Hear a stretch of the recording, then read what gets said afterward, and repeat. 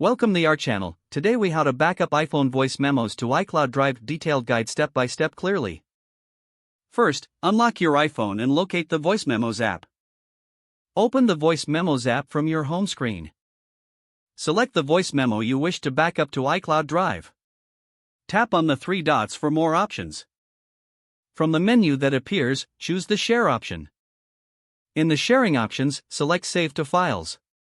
Choose iCloud Drive as your preferred location for saving. Select the folder within iCloud Drive where you want to store your voice memo. Tap Save to backup your voice memo to iCloud Drive. To confirm that your voice memo has been backed up, open the Files app. Navigate to iCloud Drive and locate the folder you just saved the memo in.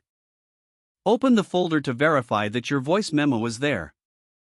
If needed, repeat the process for any additional voice memos you wish to back up.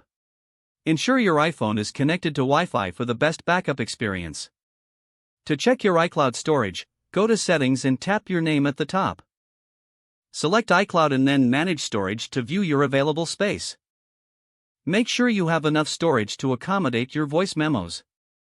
Your voice memos are now securely backed up to iCloud Drive and accessible from any device.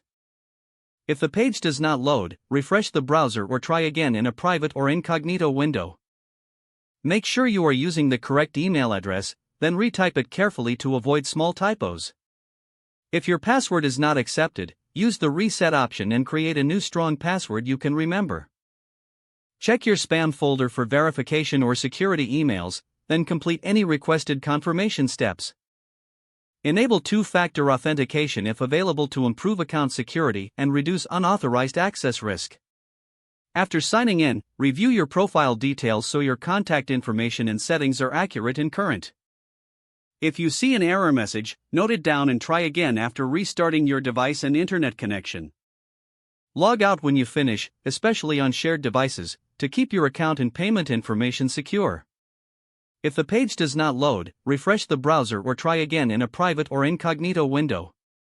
Make sure you are using the correct email address, then retype it carefully to avoid small typos. If your password is not accepted, use the Reset option and create a new strong password you can remember. Don't forget to like this video and subscribe to our channel for more step-by-step tech guides.